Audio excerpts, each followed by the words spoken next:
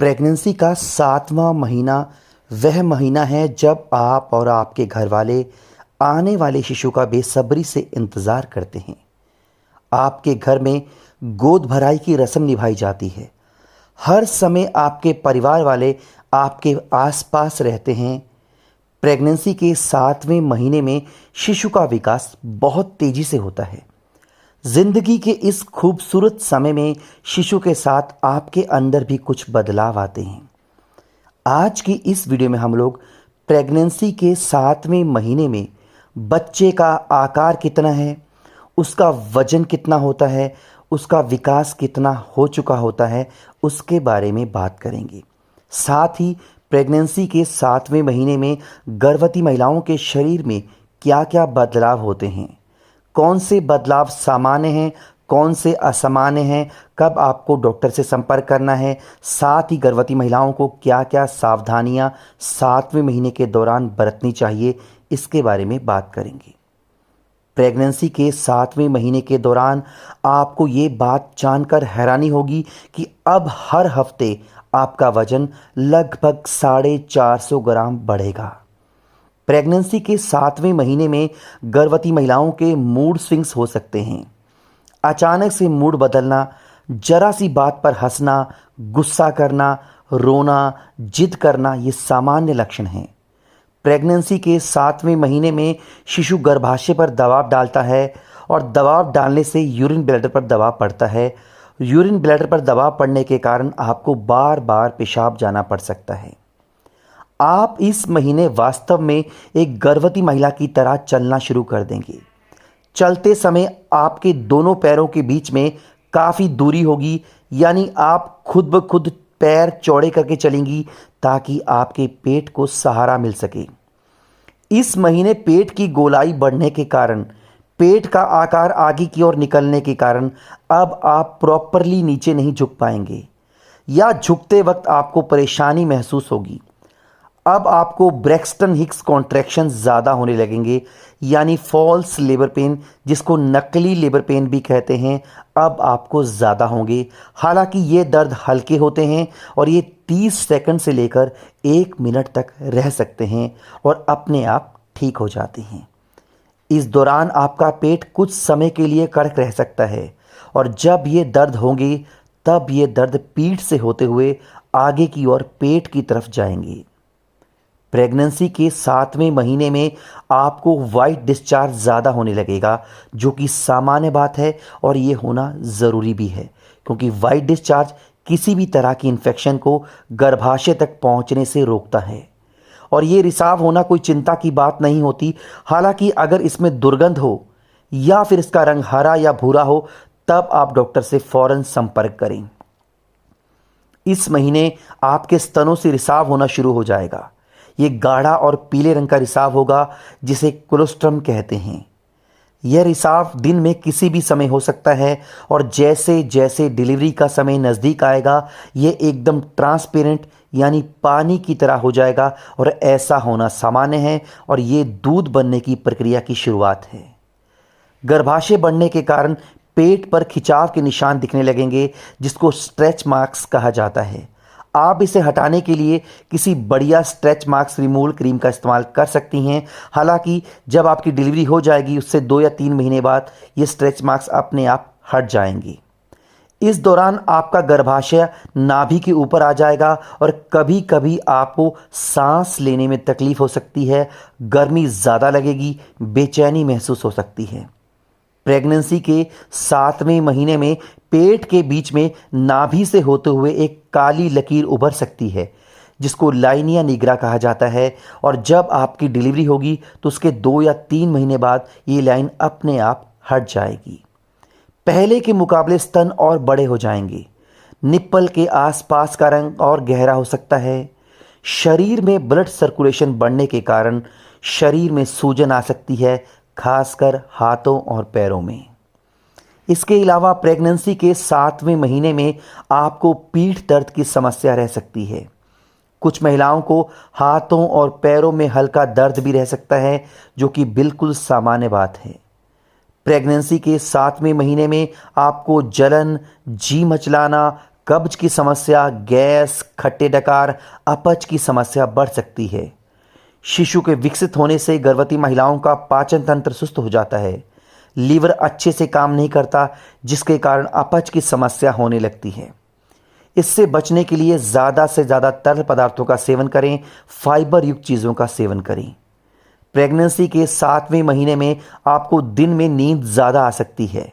शरीर थका थका महसूस होगा। इस दौरान आपको अक्सर रात को नींद नहीं आएगी। प्रेगनेंसी का 7वां महीना वह महीना है जब आपका शिशु पूरी प्रेगनेंसी में इस महीने सबसे ज़्यादा हलचल करेगा। बहुत तेज़ी से आपको किक करेगा। कई बार ये किक आपको हल्का सा दर्द भी पहुंचा सकती है।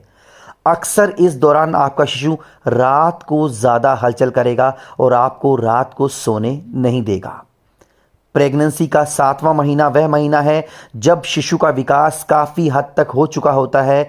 शिशु लगभग 14 इंच लंबा और 1 किलो से 1.25 किलो वजनी हो जाता है।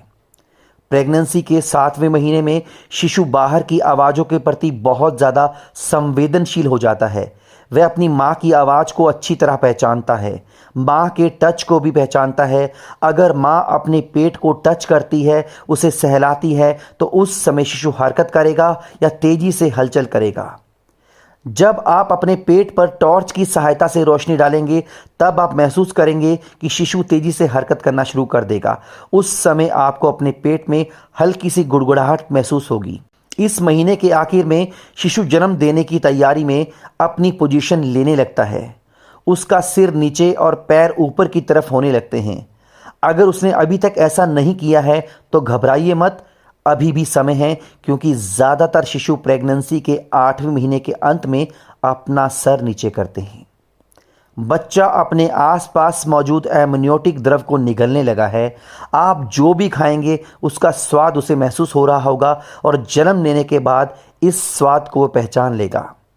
प्रेगनेंसी के 7वें महीने में गर्भवती महिलाओं को अपने बच्चे की मूवमेंट पर खास ध्यान देने की आवश्यकता होती है। वैसे तो इस महीने बच्चा काफ़ी ज़्यादा मूवमेंट करता है और आपकी आवाज़ के प्रति भी प्रतिक्रिया देता है। अगर बच्चे की मूवमेंट कम लगे या किसी दिन बच्चा बहुत कम हलचल करे तो आप बिल्कुल ना घबराएं। हो सकता है कि उस समय बच्चा स्लीप मोड में हो, यानी बच्चा सो रहा हो। और अगर हलचल ज़्यादा कम हो तो उस वक्त आप कोई मीठी चीज़ खा लें, या अगर आप बैठी हुई हैं तो कुछ कदम चलना शुरू कर दें, या फिर जूस या ठंडा पानी पिएं। इससे शिशु तुरंत हरकत करना शुरू कर देगा। और अगर 24 घंटे तक शिशु बिल्कुल भी हलचल ना करें तो फौरन डॉक्टर से संपर्क करें। इस महीने तक शिशु की पलकें और भौहें आ जाती हैं। अब शिशु आंखें खोल भी सकता है, बंद भी कर सकता है, साथ ही अंगड़ाइयां और जम्हाइयां भी ले सकता है। प्रेगनेंसी के 7वें महीने के दौरान डॉक्टर शिशु के विकास की पूरी जांच करेंगे। शिशु की दिल की धड़कन की जांच के लिए फीटल हार्ट रेट मॉनिटरिंग की जा सकती है। इसके अलावा आपका ब्लड प्रेशर, यूट्रस का आकार, किसी तरह के संक्रमण का पता लगाने के लिए आपके पेशाब की जांच की जाती है। इसके अलावा अगर ज़रूरी हो तो बायोफिजिकल प्रोफाइल टेस्ट या फिर कॉन्ट्रैक्शन स्ट्रेस टेस्ट किया जाता है, जिससे शिशु का दिल का स्वास्थ्य जांचा जाता है और किसी प्रकार की कोई दिक्कत या परेशानी होने पर डॉक्टर उसी हिसाब से आपका ट्रीटमेंट करेंगे। इस महीने गर्भवती महिलाओं को कुछ जरूरी सावधानियां भी बरतनी चाहिए। जैसे इस दौरान आप किस अवस्था में सोती हैं, ये काफ़ी मायने रखता है। सीधा सोने से बचें, यानी पीठ के बल सोने से बचें। कोशिश करें कि आप ज़्यादा देर बाईं करवट लेकर सोएं, क्योंकि बाईं करवट में सोना गर्भावस्था के दौरान सबसे बेहतर पोजीशन मानी जाती है।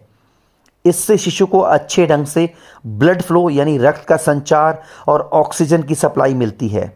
7वें महीने में झुकने के लिए डॉक्टर आपको पूरी तरह से मना करेंगे। अब आपका बेबी बम्प बढ़ चुका है, ऐसे में आगे की ओर झुकने से उस पर दबाव पड़ सकता है, जो शिशु के लिए हानिकारक हो सकता है।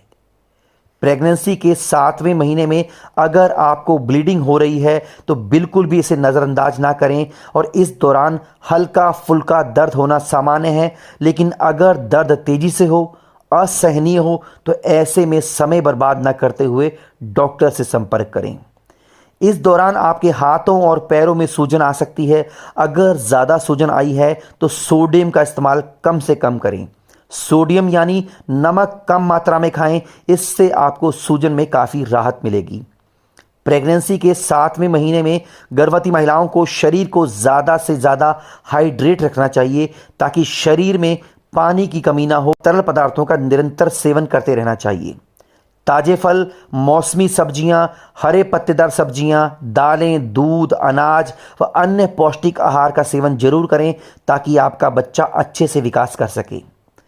प्रेगनेंसी के 7वें महीने में विटामिन डी बहुत ज़रूरी होता है, इसलिए आप विटामिन डी को कुदरती रूप से प्राप्त करने के लिए सुबह की हल्की धूप में कम से कम आधा घंटा जरूर बैठें। इससे आपको विटामिन डी प्रॉपर मात्रा में मिलेगा, जिससे आपके और आपके बच्चे को काफ़ी फायदे होंगे। तो दोस्तों, उम्मीद करता हूं वीडियो आपको अच्छी लगी होगी। अगर आपके मन में कोई भी सवाल या सुझाव है तो आप मुझे कमेंट में पूछ सकते हैं। मैं कोशिश करूंगा आपके सभी सवालों के जवाब देने की। वीडियो देखने के लिए बहुत बहुत धन्यवाद। शुक्रिया।